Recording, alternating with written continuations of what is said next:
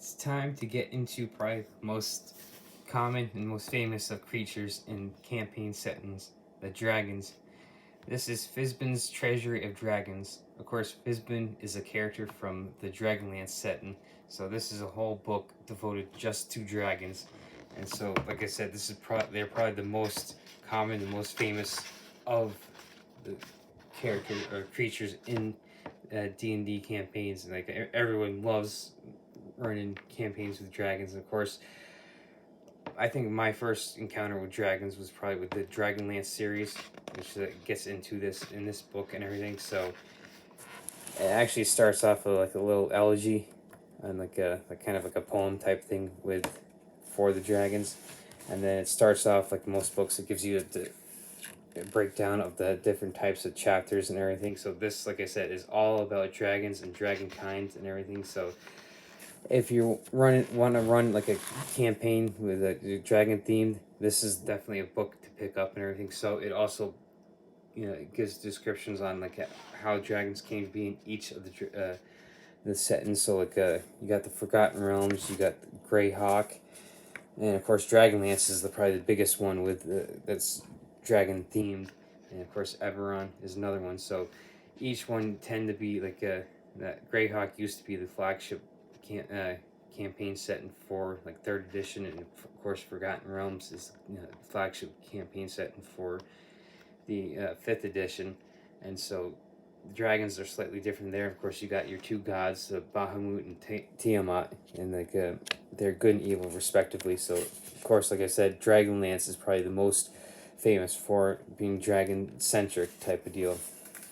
So, like the first chapter is pretty much about running like draconic characters. So it gets into like the races and different character classes you can do. So like what it does is it actually breaks it down into, it starts off with like the chromatic dragons or the evil dragons, and like this, so it gives you information on how to actually create a chromatic type of dragonborn character. So like the dragonborn race is actually in the player's handbook, so this gives you much more in-depth information on how to run like a more like a unique type of dragonborn character. So it also gets into the gem dragons, which gem dragons are usually the neutral type of dragons, whereas like the chromatics are evil. And it also does get into the metallic dragons, which tend to be the good. So metallic tend to follow Bahamut, which is the good dragon god, and Tiamat, who controls the chromatic dragons, is the evil dragon goddess. So this pretty much gives you also good a couple subclass options for like a monk and ranger. So which is again dragon themed. So like Way of Descendant Dragon is the monk like subclass that you can pick up at third level. It gives you like origin ideas, like how you became one. It gives you like all the abilities and feats and stuff that you can use for your monk character. So like and it breaks it down, the abilities and everything in this, and it also goes into the Drake Warden, which is the Ranger subclass. So like it gives you like the same kind of deal, just as like the Monk of the Ascendant Dragon or whatever. So this breaks down the abilities and like feats and like origins and like stuff that you can use for subclasses for those two ones. And of course like it also gets into feats and stuff that you can use for each type of dragon. So like you have to like break it down into the metallic, chromatic, and like gem, which is like the good, evil, neutral.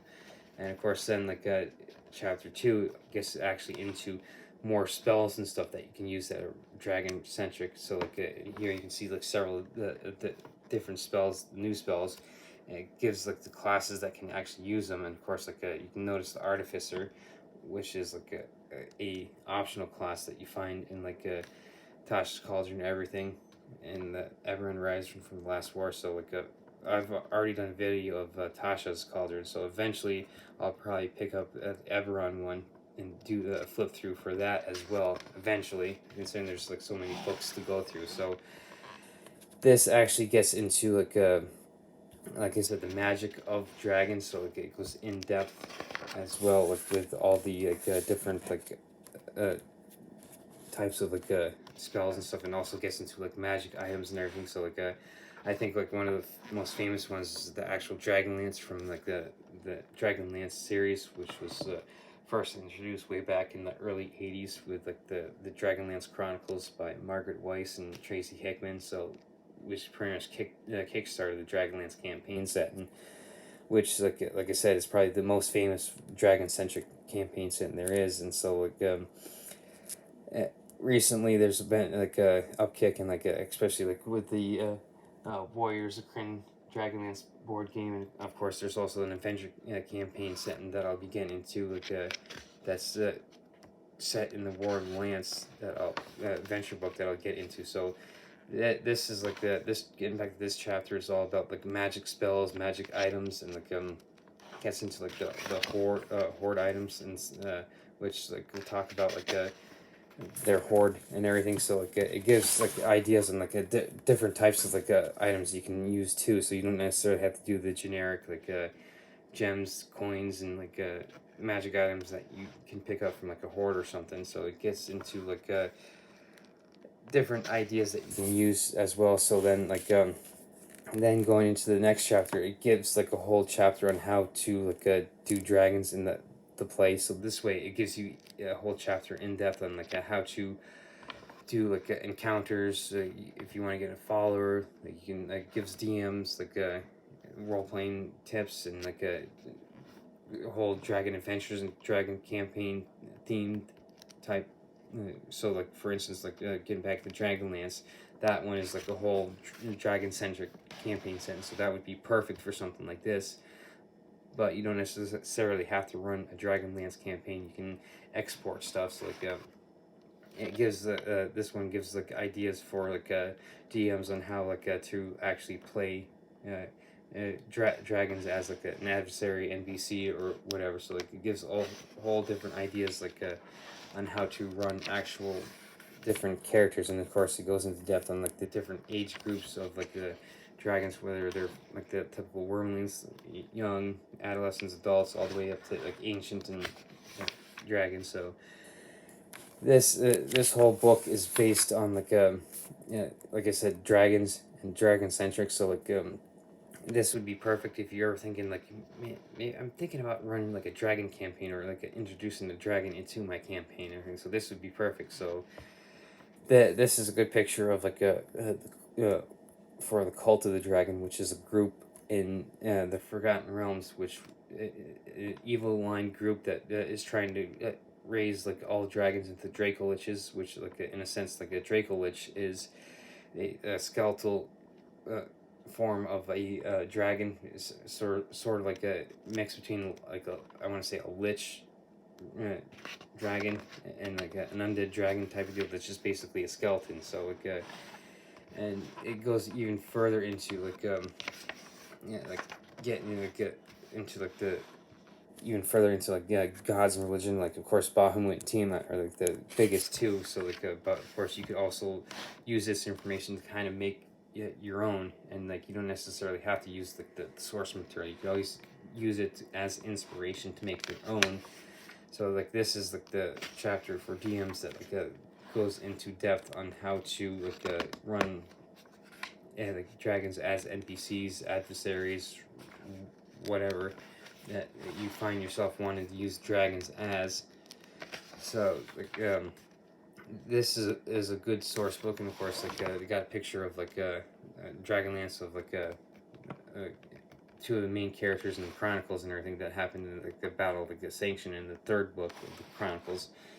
So I keep referencing Dragonlance because like that's probably like I said the most famous of dragon centric campaigns that you'll find there. So like then like it also gives you a whole chapter on like layers and hordes. So like it gives you like the whole ideas and like how to actually make layers and like kind of go through and make hordes and everything. So like and of course like I'm sure everyone remembers Lord like the Hobbit movies with like the Smog when like they're going into like Smog's lair with the whole like, their horde and everything. So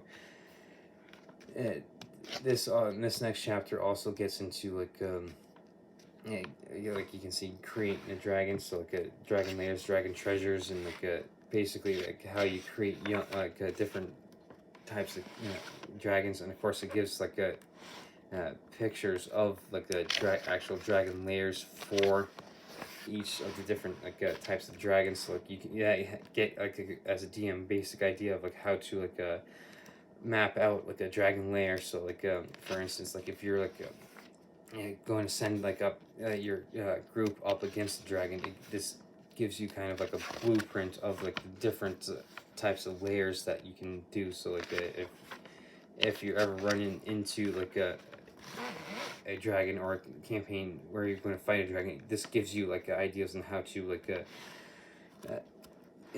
map out their layers, so like you're not just going in blind and having like a shoot from the hip type of deal. So this gives you like blueprints, and so like of course like you can also like gives like layers for both the good and evil metallic and chromatic dragons, so that way you could use layers for both. So like in a sense like you could maybe end up getting like a silver dragon ally that you could go into their lair and then like use that as like a starting point to like maybe raid into like a black dragon lair, for instance, and it gives you like a different like uh, ideas. Like it gives tables, so like you can sit there and roll, and like if you don't necessarily want to like if you just want to do something random, you can use dice to roll, or you can use like these tables just kind of like read through and be like, okay, well this idea is good, I'll use this, I'll use that, and like kind of like pick and choose on these tables. So like this chapter right here is, like I said, gives you good ideas on like different characters. Of course, they also have the dragon turtle, which is kind of like a dragon offshoot. So they do go into stuff like that, and so that way you can like run different races other than just dragons. You can use like the dragon offshoots, like I said, the dragon turtle right there. And so like they got the picture of the little fairy dragon. So like you could do maybe like a run a campaign like into the Feywild and use like fairy dragons as like a main antagonist or whatever. So like this chapter is pretty in depth, like giving like different ideas for like the layers and actual pictures on like the how each different type of dragon like makes it layers.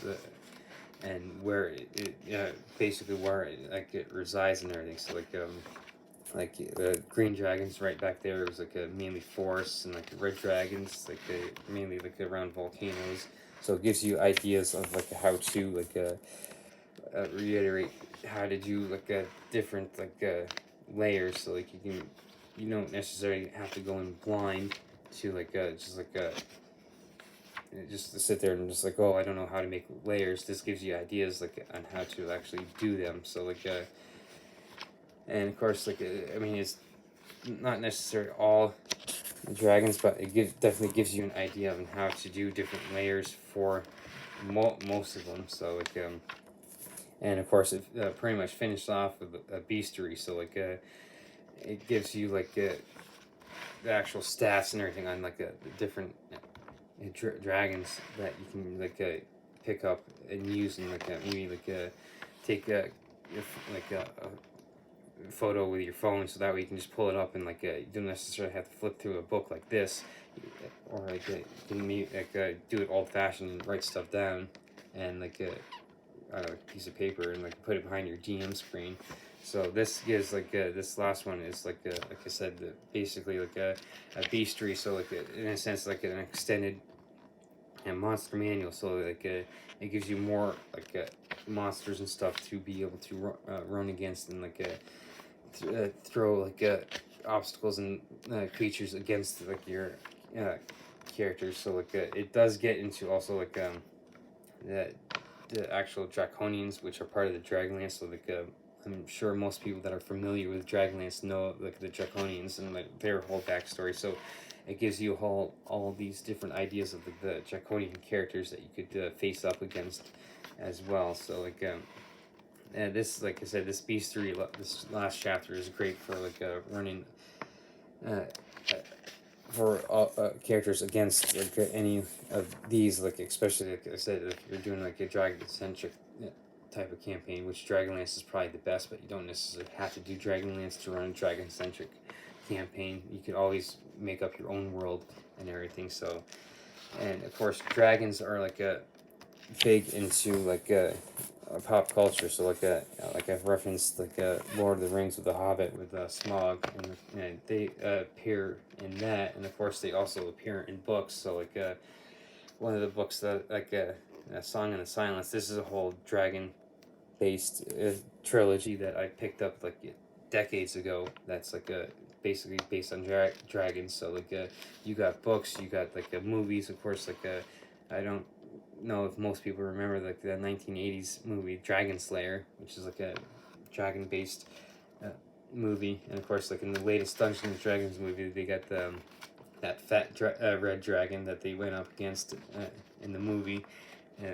D&D Honor Among Thieves, which was I thought it was kind of funny. So like so they're like definitely like dragons are definitely worth like introducing, or like even if it's just in passing, just like I mentioned like the D&D movie, they just kind of met that one dragon in passing. So like this book is definitely good for like running dragon campaigns. So it gives you a whole in-depth information on how to run dragon campaigns. It gives you like as you can see like different dragon characters, dragon monsters, and like the whole 9 yards. So like you can sit here and use this as like an idea as like if you're looking to introduce dragons, like let's say for instance you've been running a campaign and your characters have gone from like level 1 to say level 6 for example, and like you now want to start introducing more bigger and badder monsters. This would be definitely good to start introducing dragons and